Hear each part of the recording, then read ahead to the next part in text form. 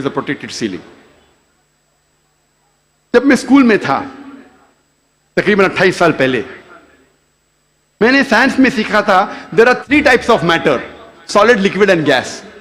3 قسم کے مادہ تھے: solid, liquid and gas. آج سائنس یہ کہتی ہے کہ 3 مادہ 3 states of matter کے علاوہ اور بھی ہے. ہم پہلے یہ سمجھتے تھے کہ آرگنائز ایسٹرونومیکل سسٹمز کے باہر، آرگنائز فلکیات کے باہر خلا تھا، ویکیوم تھا. آج سائنس کہتی ہے کیا انٹرسٹیلر اسپیس، سیارے کے بیچ مادے کے پل ہے، برجز آف میٹر ہے، جسے آج ہم کہتے ہیں پلازما، جسے سائنسداں کہتے ہیں 4th state of matter. 4تھی قسم مادے کی آج سائنسداں کہتے ہیں پلازما ہے. قرآن میں اس کا ذکر 1400 سال پہلے ہے. سورہ فرقان میں سورہ نمبر 25 آیت نمبر 59 میں 59 میں کہ اللہ سبحانہ و تعالیٰ نے زمین اور آسمان کو بنایا اور اس کے بیچ میں ساری چیزیں بنائیں. مطلب زمین اور آسمان کے بیچ میں ویکیوم نہیں ہے. آج سائنس اسے کہتی ہے مادے کے پل، برجز آف میٹر، کہتی ہے پلازما ہے، 4th state of matter. اور اس کا ذکر سورہ فرقان سورہ نمبر 25 آیت نمبر 59 کے علاوہ سورہ ہجر میں سورہ نمبر 15 آیت نمبر 85 میں، سورہ سجدہ سورہ نمبر 32 آیت نمبر 4 میں، سورہ صفات سورہ نمبر 37 آیت نمبر 5 اور سورہ احقاف سورہ نمبر 46 آیت نمبر 3 میں کئی جگہ لکھا ہے کہ اللہ سبحانہ و تعالیٰ نے زمین اور آسمان بنائے اور اس کے بیچ میں ساری چیزیں. Talking about the 4th state of matter, plasma.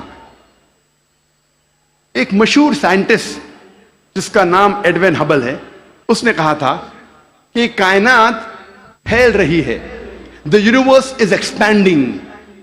اور قرآن میں اللہ تعالیٰ فرماتے ہیں سورہ ذاریات میں سورہ نمبر 51 آیت نمبر 47 آیت نمبر 47 میں کہ ہم نے یہ کائنات بنائی پھیلتی ہوئی.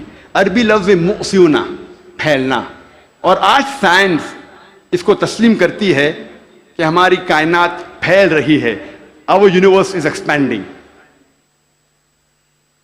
کئی دشمن اسلام یہ کہیں گے، جو کرٹکس آف اسلام یہ کہیں گے کہ قرآن مجید میں فلکیات کا ذکر ہونا کوئی عجوبہ نہیں، nothing great، کوئی بڑی بات نہیں ہے کہ قرآن مجید میں فلکیات کا ذکر ہے، کیونکہ عرب فلکیات میں ماہر تھے.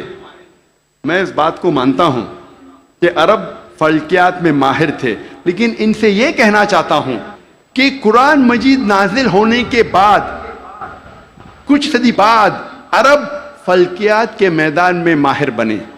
تو قرآن مجید سے عرب نے فلکیات سیکھا، نہ کہ الٹا. اب ہم ذکر کریں گے طبیعت کا. طبیعت انگلش میں کہتے ہیں فزکس. اور کئی صدی پہلے ایک نظریہ تھا جسے کہتے ہیں ایٹمزم. اور 23 صدی پہلے گریکس، پرٹیکولرلی ڈیموکریٹس، ان نے یہ ایٹمزم کے بارے میں سب سے پہلے کہا، ایٹمزم کے نظریے کے بارے میں، اور کہا کہ میٹر کے سب سے چھوٹے حصے کو کہتے ہیں ایٹم، مادہ کے سب سے چھوٹے حصے کو کہتے ہیں ذرہ. عربی اور اردو میں ایٹم کو کہتے ہیں ذرہ. اور اس وقت انسان یہ سوچتے تھے کہ ذرے کو تقسیم نہیں کیا جا سکتا. آج سائنس ترقی کرنے کے بعد ہم مانتے ہیں کہ atom is the smallest part of matter having the characteristics of the element. ذرہ مادے کا سب سے چھوٹا حصہ ہے جو ایلیمنٹ کے کیریکٹرسٹکس رکھتا ہے، لیکن یہ ذرہ تقسیم کیا جا سکتا ہے انٹو پروٹونز، الیکٹرونز، نیوٹرونز. قرآن مجید میں ذرے کا ذکر ہے تو لوگ سمجھیں گے قرآن مجید آؤٹ ڈیٹڈ ہے، یہ پرانی کتاب ہے. ذرے کا ذکر ہے، اب یہ آؤٹ ڈیٹڈ ہے. قرآن میں ذرے کا ذکر ہے، لیکن ذرے کے آگے کیا لکھا ہے وہ بھی ہمیں دیکھنا چاہیے.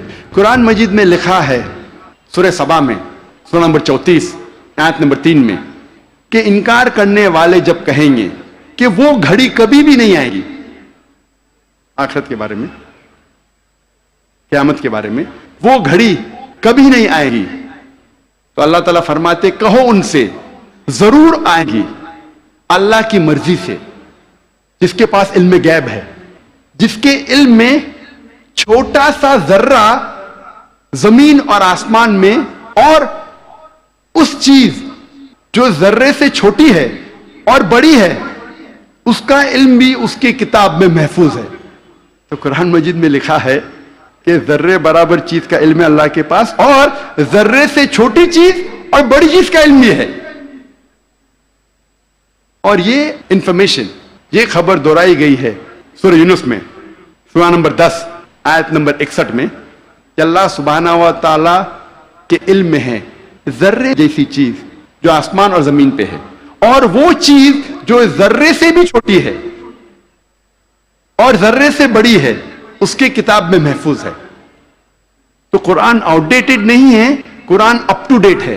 قرآن پرانی کتاب نہیں، بٹ الحمدللہ جدید کتاب ہے۔